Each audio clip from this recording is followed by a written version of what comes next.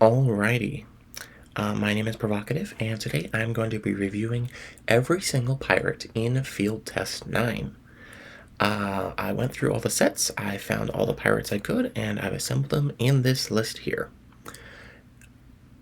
I initially wanted to make a deep dive for the set Seas of Krakenos by Schwa77 because it's a designer and a set that I'm both familiar with and like. However, I think I am a little too familiar with Seas of Krakenos because most of it was just me going, oh, I like this card, I remember this card, and that's unfortunately just not super entertaining. So instead, I'm going to be doing a constructed review of every pirate, and that way I can still do a lot of Seas of Krakenos content, but add some extra spice in there as well. So, without further ado, let us just get into the list, starting off with Sky, Brink Freebooter. 2 and a red for a 2/3 legendary creature, human pirate. Whenever Sky deals combat damage to a player, you may cast a non-creature spell from your hand with mana value less than or equal to the damage dealt without paying its mana cost. Whenever you cast your second spell each turn, put a +1/+1 counter on Sky. If we have non-creature synergies, Sky's going to be perfect for the deck. Cheating out cards, getting counters, it's a good creature, it grows, what's not to like? Ariana the Scrapper is 2 and a red for a 3/3 legendary creature, human pirate. It has trample, and whenever Ariana deals combat damage to a player, discover X, where X is the damage dealt. Very good pirate. 3 mana 3/3 trample is a pretty good stat line, and the ability to discover 3 or more off of her is also really good. As we seen from canon, Discover 3 is even better than drawing a card.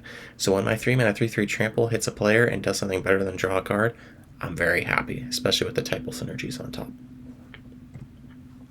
I'm going to butcher this, but Muna Yuke, Merchant Sailor, blue and a red for a 2/2 legendary creature, human pirate with Golden Age, which reads if you've cast an instant or sorcery spell, activate a non-mana ability, and attack this turn, enter a Renaissance the rest of the game.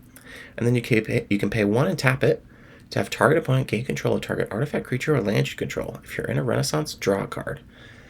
I don't think we're going to have much use for Muna Yuke here. Don't get me wrong, she's probably a good card, but we're not really a deck that runs bad permanents we want to give to our opponents, so I don't think we're going to include her. Annie the Bygone Fleet, 3 and a blue for a 2/4 legendary creature, spirit pirate. It has Golden Age again. At the beginning of combat on your turn, target creature can't be blocked this turn, and whenever a creature control deals combat damage to a player, draw a card, then discard a card unless you're in a Renaissance. Annie's not a bad card for our Pirates deck. We are going to be dealing combat damage quite a few times, so that's going to be quite a bit of looting. However, I don't know how consistently we can activate Golden Age. Occasionally this pirate deck may want to run vehicles, so we can do the non-mana ability that way, and obviously we're going to be attacking quite a bit. And who knows, maybe we have some instants of sorcery spells, but we're not a deck that can be focused on turning on Golden Age as fast as possible. So we're going to have to evaluate Annie a bit further down the line. Shifting Sailor is 2 and a blue for a creature shapeshifter's pirate. You may have it enter as a copy of a creature or artifact you control. It also has an adventure for 6, a blue and a blue. It's an instant, and it says gain control of target creature or artifact. Very nice late game power spike there. So if we are interested in a 3 mana clone that can hit creatures or artifacts, or vehicles, which are artifacts, but it is relevant to bring up, Shifting Sailor is quite a good option. 3 mana, which is nice, so it comes down rather early, and if we just copy our powerful 1 and 2 drops, if those exist, Shifting Sailor could be quite nice. So I could see a world where we play it. Glory-Bound Seablade is 1 and a blue for a 2/1 creature, human pirate. It says landlubbers can't block pirates. Whenever one or more pirates you control deal combat damage to a player who controls a landlubber, draw a card. And you can pay 1 to have target creature become a landlubber and turn to turn. Very similar to the Cowards Can't Block Warriors stat line, or text, except for the pirate deck. But now, this pirate deck might actually want this. 2 mana 2/1 is okay. Blue creatures usually don't get much better than that. The ability to just make your pirates unblockable is really valuable, and it comes with card draw on top. That is just a solid bargain. I think we could be very interested in Glory-Bound Seablade. Speaking of 2-mana 2/1s, we have Brineport Cutthroat, a reprint from Canon. 1 and a blue for a 2/1 creature Merfolk Pirate with Flash, and whenever you cast a spell during an opponent's turn, put a +1/+1 counter on this creature. Solid. I don't know how many Flash or instant cards we're going to be running, but if we do, Brineport Cutthroat is going to be first in line to help pay that off. Ghost Crew Captain is 2 and a blue for a 3/1 creature Spirit Pirate. It has Flash, and when it enters, you tap it and up to 1 target creature or artifact you don't control. You can pay 1 and a blue as an instant to tap up to 2 target creatures. I don't think this one's quite constructed playable, unfortunately. The tap adventure, drawing a card, and functionality is nice, but I don't think the backside is quite worth it. It's no Brazen Borrower. Dazan, Iron Soul Sellsword, is 1 a black and a black for a 3/2 legendary creature human pirate. It has Menace and Ward, pay 3 life. Equipment you control have Equip, pay 3 life. Now, I will be the first to say I don't think this is an equipment deck. If you are going to be running an artifact subtype, a lot of the cards here point more towards vehicles than equipment. However, in another deck that maybe has much more equipment and a minor pirate theme, I could see Dazan doing very well.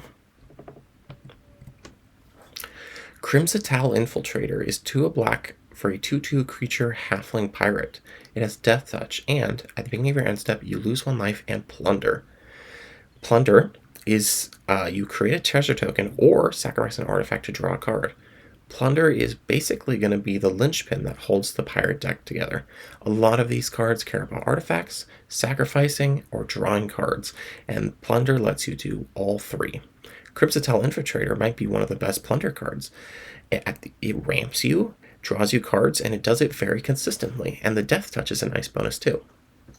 I think Crimsatal Infiltrator is a really good add for this deck. Alcar of the Floating Horde is, I believe, one of the most expensive pirates on the list. 4 a black and a black for a legendary creature zombie pirate. It has Menace, and when it enters, exile up to 1 target creature or planeswalker, then Plunder. You may cast a card exiled this way for as long as it remains exiled. Spend only mana produced by treasures to do so. That's right, this is a Ravenous Chupacabra that potentially lets you cast the spell that you steal. Or sorry, the creature or planeswalker that you steal. Now, you do have to use only treasure mana to do so, but like I said, we're going to be a Plunder deck. I could see a world where Alcar sees play as the very tippy top end of our deck. Of course, this does mean that we would have to be more of a mid-range deck than an aggro deck, so that's something we'll have to evaluate as we go along.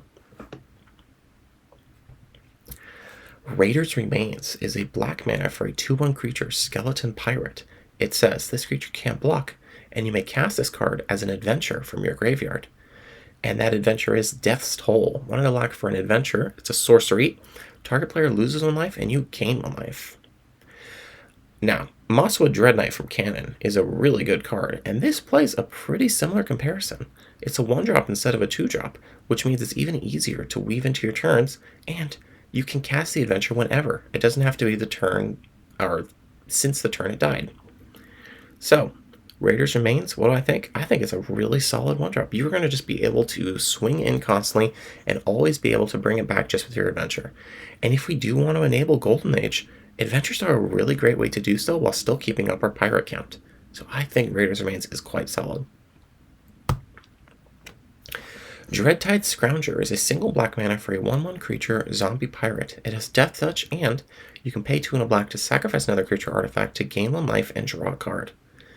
This is a really just solid piece. 1 mana 1/1 Death Touch is not even that bad, and then you have a sack ability that just lets you dig through your deck.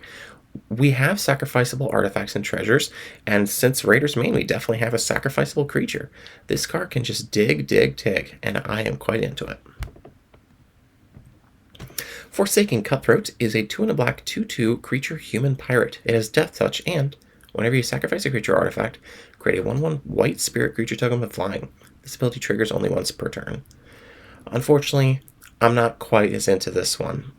We are going to be able to sacrifice creatures and artifacts, but a 1/1 each turn is just not quite the payoff we want to be looking for our 3-drops. Dreadtide Grunt is 2 and a black for a 2/2 creature zombie pirate. It has pay 1, sacrifice a creature artifact to put a +1/+1 counter on this creature, and an adventure, Death's Bounty, 1 and a black instant, sacrifice a creature or artifact. When you do, Draw 2 cards. That adventure is where it's at. While it is no deadly dispute, because it doesn't make any treasure tokens, excuse me, it is able to sacrifice creatures and artifacts still, and it essentially draws 3 cards because you get the Dreadtide Grunt on the back half. I think this is a really solid card because you are having a powerful adventure and a pretty good creature attached to it, and that's always a recipe for success. I'm going to go ahead and skip this card because it is a draft card. Charismatic Captain is 3 and a red for a 3/3 creature, human pirate. During a combat on your turn, create a 2/1 black pirate creature token with this token can't block. It gains haste until end of turn. Whenever this creature attacks, gain control of target artifact with mana value less than or equal to the number of attacking pirates you control. Yep, we found our first pirate synergy card. This one actually cares about pirates. This is a pretty powerful Goblin Rabblemaster variant, just able to generate a 2/1 each turn, and then whenever it attacks itself, you can just steal an artifact from your opponent. Artifact decks are pretty much a guarantee in every field test because they, tend to be a bit scary, so people do want to get them tested. So Charismatic Captain's going to be very good in those lists because you are just going to be able to steal their powerful pieces. And again, it is just a Goblin Rabblemaster for 4 mana that makes better tokens when it's not online. And you don't even have to attack with the tokens. So if you think it's just going to die, you can keep the token back and wait to swing in with it on a later turn. Charismatic Captain is a very good card, and I have no doubts it would show up in any good Pirates list. Mapcaster Mage is 1 red for a 3/1 creature, human pirate wizard. It has flash, and when it enters, you may cast a copy of an adventure spell from target permanent card with an adventure in your graveyard. You do still have to pay its costs. This is Snapcaster Mage, but specifically for adventures. Now, we have already seen pretty solid adventures so far, but a lot of those were good because you draw the adventure creature on the back half. So I don't know how good Mapcaster Mage is going to be with the adventures we've seen so far. However, who knows? Maybe we'll have a good adventure coming up. Maybe we'll have it coming up right now. Tavern Gambler is 1 and a red for a 2/1 creature, human pirate. When it enters, exile up to 1 target instant or sorcery card from your graveyard. Until on a turn, you may cast that card.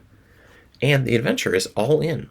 1 and a red for a sorcery, search your library for a card, put that card into your hand, discard a card at random, then shuffle. That's gamble on a 2-mana sorcery. That is really not bad. And that gamble draws you a sorcery speed Snapcaster Mage.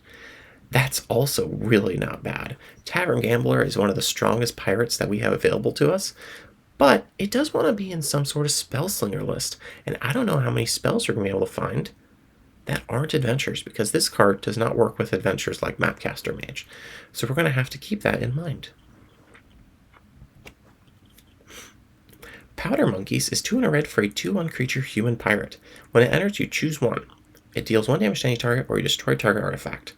I don't think Powder Monkeys is a very playable pirate. However, destroying an artifact could mean it's decent in sideboards, so we'll have to keep it in mind. Twin Shot Renegade is 3 and a red for a 3/3 creature, human pirate. When it enters, you plunder, and whenever you sacrifice a permanent, you may have this creature deal 1 damage to any target. We'll do this only once per turn. Unfortunately, I do think the once per turn probably does not qualify the card for a deck list at the moment. I think it's still decent, but not quite what we're looking for anymore. Glorybound Brute is a draft card. Jadon's Messenger is 2 and a red for a 3/3 creature, human pirate. You can pay red and sacrifice an artifact to return target artifact card from your graveyard to the battlefield. That artifact gains haste until on a turn and deals damage equal to its mana value to this creature. Now, I believe this is a very good card, but I think it wants a deck that we can't provide. This wants to recur really expensive artifacts or sacrifice very cheap artifacts repeatedly, and I don't think that's quite the deck we're in. We want to be running majority pirates and not really any expensive vehicles or artifacts or anything like that. But it is still a very good card that I would have your eye on. Frenetic Freebooter is 3 and a red for a 3/3 creature, human pirate. During your turn, this creature has first strike, and it has the adventure sorcery for 1 and a red, good fortune, and it says plunder. Yep, just plunder. I don't think this card is probably very good. However, we do like cheap plunder cards. 2 mana is pretty much the earliest we can plunder without any other effort put in. So Frenetic Freebooter being an adventure, again, could be relevant. I think it all adds up to be a maybe this gets in. Gangplank Marauders is 4 a green and a green for a creature human pirate. This is the other most expensive pirate in the deck. When this creature enters, in the list, when this creature enters, other creatures you control get +1/+1 and gain trample until end of turn. And as the adventure, all aboard, 3 a green and a green for an adventure sorcery. Exile the top 6 cards of your library. Put up to 2 creature cards with mana value 3 or less from among them onto the battlefield. Shuffle the rest into your library. I haven't called it out yet, but there are some really good 3-drops in the pirate deck. In fact, I think the majority of the playable cards are all 3-drops. So if we want to go all in on it, all aboard is a great payoff to it, because you get to just put 2 of those 3-drops into play and follow it up next turn with a big trample anthem on Gangplank Marauders. Very, very solid. Dreadtide Hellraiser is 2 a green and a green for a 2/2 creature skeleton pirate. When it enters, you return target card from your graveyard to your hand. And it has this sorcery adventure, Churn the Waters. For a single green mana, you mill 3 cards and gain 3 life. This plays a pretty good, just return anything from your graveyard impression. 4 mana is a bit expensive, admittedly, but the fact that it fuels itself with that mill is very nice, and the life gain doesn't hurt either. And it can just return any card from your graveyard to your hand. You could potentially use Churn the Waters and Dreadtide Hellraiser to just cycle them over and over again if you have a good sack outlet. And we do have a couple good sack outlets, so you can just use this to fill your graveyard and cycle through and gain life, and it's just very solid all around. Next we have Sewer Skulk. Blue and a black for a 2/2 creature lizard pirate. It has Menace, and whenever you draw your second card each turn, put a +1/+1 counter on this creature. Hey, if we're plundering, we're going to be drawing cards, and that is pretty solid. 2 and a 2/2 that grows and has Menace is just a good stat line. Glorybound Cutthroat is 1 black and red for a 2/2 creature human pirate. This creature can't block. Whenever you sacrifice another creature or an artifact, put a +1/+1 counter on this creature, and you can pay 3 a black and a red to sacrifice it and deal damage equal to its power to any target. Hey, you know what else Plunder does? It also sacrifices artifacts. This card can go ahead and just grow every time you sack a creature or an artifact, and it's just going to be very, very solid. I mean, don't get me wrong, it is 3 mana 2/2 that can't block. That is a pretty sad stat line at the start, but if you start growing, it's going to be very nice, and that sack ability at the end is going to be very potent to just hold over your opponent's head to either kill their biggest thing or potentially send upstairs. Cunning Quartermaster is 1 a blue and a red for a 3/1 creature as a pirate. When this creature enters, search your library for a vehicle card, reveal it, and put it into your hand, then shuffle. Whenever this creature crews a vehicle, that vehicle gets +1/+1 and gains trample until end of turn. Not bad. If we have any vehicles we want to run in this deck, you can go ahead and just fetch them up with this really easily. And that +1/+1/+1, wow, that's too many +1s. And that +1/+1 in trample is extremely solid to make your really big vehicles just trample over the opponent for the finish.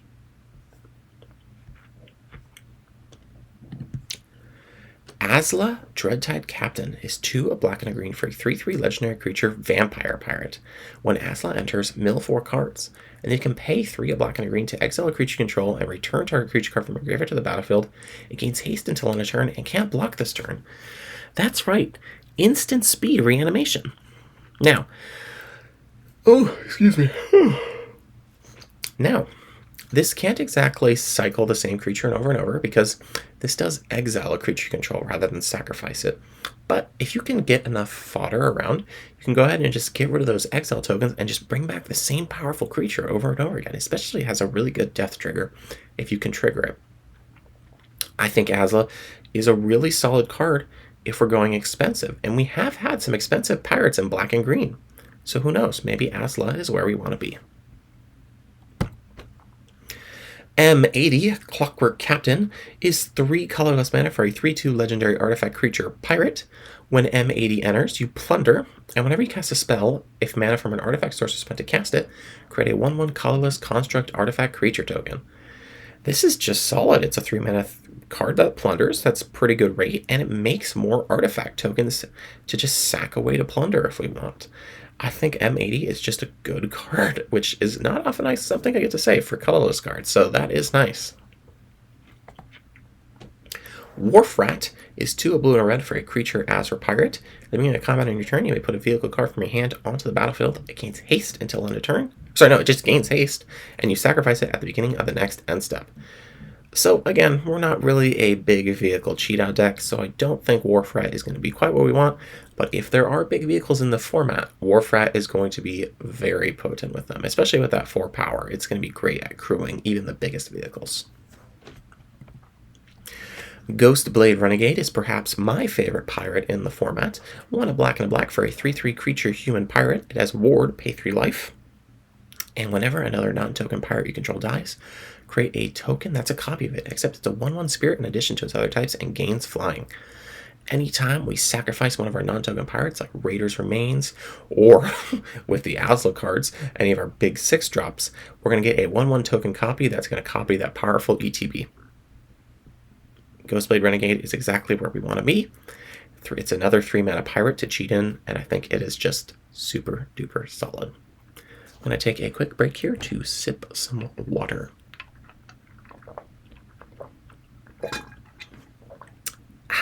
Okay, moving on. Salazar, Glorybound Mate, is 1 a blue, a black, and a red for a 4/4 legendary creature, human pirate. When it enters, you plunder. And if a plunder ability would cause you to draw a card, you may instead search your library for a pirate, vehicle, Jadon, or Lilith card, reveal it, put it into your hand, then shuffle. Wow, that is quite a few options you can tutor. So obviously you can grab any of our pirate cards, which is really nice. The ability to grab a vehicle is also good. We have seen some vehicle synergy cards so far.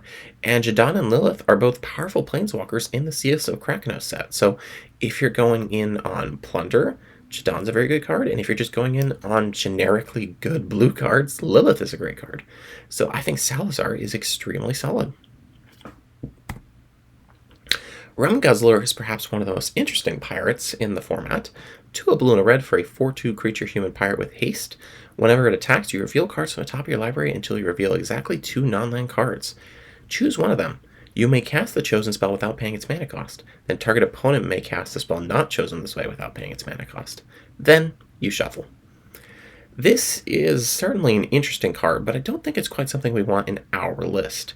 While it can cheat out expensive cards, if you ever grab 2 expensive cards, you're going to be so sad that your opponent took yours. And we don't really have a way to guarantee what our opponent is getting while we're getting. So I think Rum Guzzler, unfortunately, is going to be have to left to the side, but I could certainly see some janky brute using it in the future.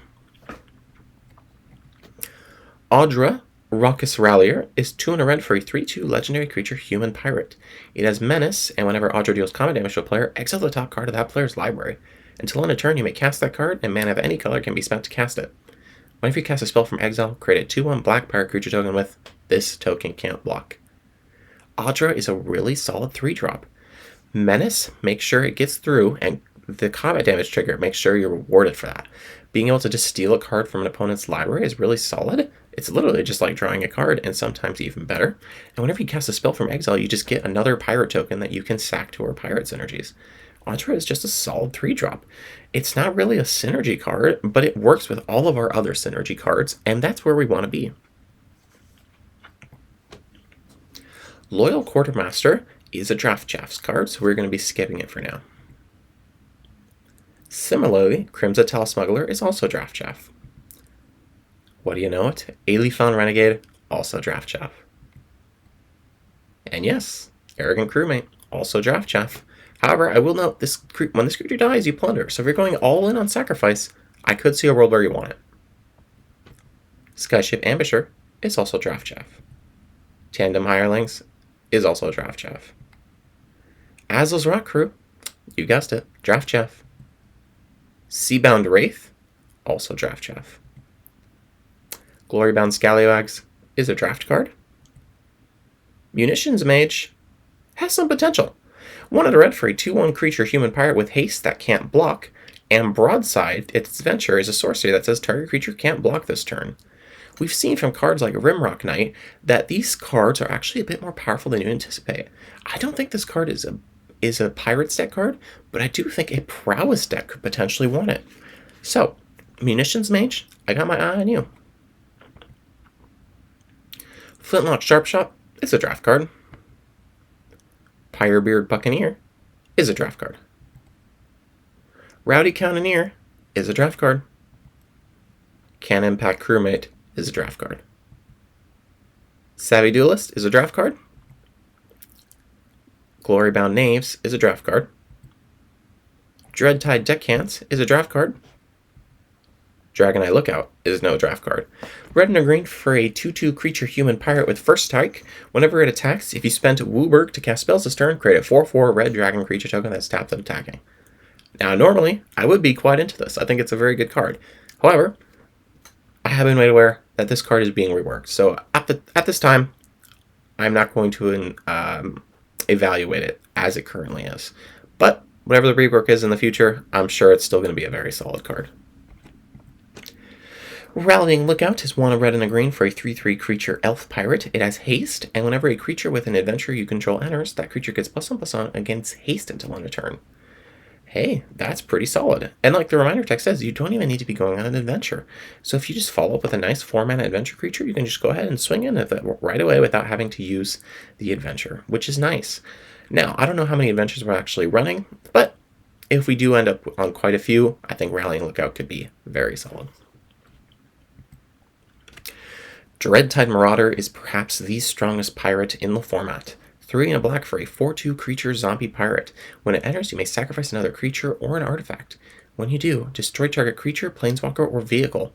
When it dies, you make 2 2/1 black pirate creature tokens with this token can't block. Holy moly, this is a good 4-drop. If you go into turn 4 with any sack fodder whatsoever, this is going to reward you well. It's just going to go ahead and blow up one of your opponent's biggest things.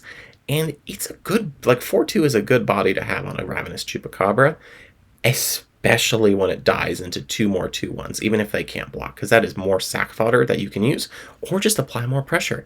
I think Dreadtide Marauder is one of the best cards in the set, and I am very interested to see how it does. Stormcoast Drakemaster is a draft card. Marooned Mutineer is a single red mana for a 2/1 creature human pirate. It can't block and has haste as long as you control an artifact. Hey, Plunder makes artifacts. I could see Marooned Mutineer being very solid. The fact that it can't block is a bit of a downside, but this is the price we pay for having haste under 1 mana 2/1. So, I think Marooned Mutineer is pretty good if we're going all in on aggro. Speaking of going all in on aggro, we have Hired Hand. A single red mana for a 1/1 creature monkey pirate. It has first strike and haste, and whenever it deals combat damage to a player or planeswalker, if you spend mana from a treasure to cast a spell this turn, create a 2/1 black pirate creature token with this token can't block. Very solid card. Now, if we're sacrificing our treasures to draw cards instead of cast spells, Hired Hand does get a little worse, but if we're using it to cheat in bigger things or just using it to pad our mana, Hired Hand is pretty solid. It does need to deal combat damage, but 1 mana 1/1 first strike haste, that's a reasonable upside to have. Brackish Channeler is a draft card. Thieving Accomplice is a single blue mana for a 1/1 creature bird pirate. It has flying, and whenever an artifact you control enters, this creature gets +1/+1 until end of turn. If that artifact was a vehicle, instead put a +1/+1 counter on this creature. Now again, we're not much of a vehicles deck, but we are an artifacts deck. We run quite a few treasures, and who knows, maybe we may have a couple vehicles. We have an M80, that's an artifact creature, so I could see a world where Thieving Accomplice is actually quite decent at just a 1 mana 1/1 that grows a bit. Let's keep it in mind. And for our final Seas of Kraknos card, it is a draft card. So let's go ahead and move on to the set with the second most pirates. Cloud Sea Snatcher is 1 blue for a 2/2 creature bird pirate wizard. It is flying and can only block creatures with flying. Whenever you draw your second card each turn, create a 1/1 blue bird pirate creature token with flying, and the token can only block creatures with flying. I'm actually really into Cloud Sea Snatcher. It's a flying 2-drop, so that means it gets in pretty often, and it makes more flyers whenever we draw our second card each turn. And believe me, we are going to be drawing our second card each turn quite a bit. So, with Plunder, I think Cloud Sea Snatcher has a pretty good shot. Fangcrest Finisher is a draft card. Jahan High Seas Lich is 2 and a black for a 3/2 legendary creature, zombie pirate wizard. It has menace, and whenever one or more vehicles or one or more pirates you control deal combat damage to a player, you create a treasure token. That's pretty good value. X a black and a black, sacrifice another vehicle or pirate, return target vehicle or pirate card with mana value X less from your graveyard to the battlefield tapped. Now that's really good value. This is just a card that's going to generate mana and let you cycle your good vehicles and pirates from your graveyard over and over again. There is no exile or shuffle clause on any of the reanimation here. You are going to be able to cycle a good ETB over and over again if you wish. So I think Jahan could be very solid for our deck. Jahan's Pets is 1 and a black for a 1/1 creature bat pirate. It has flying, and when it enters, you surveil 1. Then you can pay 3 and a black to sacrifice it and return target creature card from your graveyard to the battlefield, but activate only as a sorcery. We're not much of a reanimator deck, but I think there is a consideration to be made here when it's 4 mana and a 2 mana flyer. Like, that's a pretty good rate. Needlehole Corsair is a bit of a draft card. Perilous Pickpocket is a draft card, but one we want. 1 and a black for a 2/2 creature goblin pirate. Whenever an artifact you control is put into a graveyard from the battlefield, each opponent loses 1 life. Every single treasure we sacrifice is going to be pinging our opponent. That is very solid. Requisition Raider is 2 and a black for a 2/3 artifact creature robot pirate. It has flying, and whenever it attacks, you may sacrifice another artifact or creature. If you do, draw a card. Hey, it's sort of like plundering, except we can sacrifice our pirate tokens and stuff too. And being a flyer means it ships into the air pretty easily. I think Requisition Raider is quite a good card. Rakish Buccaneer is 3 and a black for a 3/2 creature orc pirate. When it enters, you create a 1/1 red pirate creature token. Whenever one or more vehicles and or pirates you control deal combat damage to an opponent, you draw a card and lose 1 life. This is decent. You know, it's not quite like Anthem level good, but just coming with 2 pirate bodies is nice, and the fact that it draws whenever you deal combat damage to an opponent is pretty good. I could see a world where it sees play. Daunting Figurehead is a draft card. Seasoned Cannoneer is a draft card. Cordaton Bloodseeker is 1 blue and a red for a 3/2 creature shark pirate. It has menace, and whenever you draw a card except the first one you draw each turn, put a +1/+1 counter on this creature. Pretty solid stat line, you know? It has menace, which is always good for chipping in, and it's going to draw for each card we draw past the first one. That means every time we plunder and draw, we're going to be getting a +1/+1 counter on the Bloodseeker. That's pretty solid. Cogwork Corsair is a draft card. Drang Blacksail Captain. I don't know if these are legal. They got weird frames, so I'm going to exclude them for now. So, those are our pirates. I think it's a pretty good selection. I could see a few different ways we take the deck. You could take it as more of a vehicles route, cheating in big, powerful vehicles with stuff like... you can use Cunning Quartermaster to help find them, and you can use Wharf-Rat to cheat them into play. That's a very solid curve. That would be more of like an Izzet shell. If you want to go into a Rakdos shell, this is like a plunder deck. You can go ahead and just plunder away all your artifacts, draw cards, generate mana. That's very solid. I think you could even go like some sort of Golgari list, running like Alcar and Gangplank Marauders and like the reanimation pirate stuff that we had in the last set, and just cheat out really big pirates. You can even do like a 3-drop focus, using all the board to grab all of the powerful 3-drops we've seen. You could even go like an adventure route, leveraging like the Golden Age cards and then all of our powerful adventures. You know, like Dreadtide Grunt was a good one, Tavern Gambler. They're all super solid. You know, Dreadtide Hellraiser, a great option. These are all really powerful stuff. I think there's so many ways you can take the deck list, which is really cool. All right.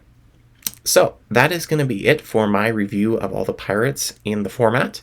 I think it's certainly a good deck list, and I would not blame anyone who wanted to go cross-pool to test this out, because I think this is really, really fun.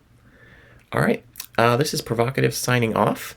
I'm going to have another set review video coming out sometime today for Motley Oak Vista, so look forward to that when it happens.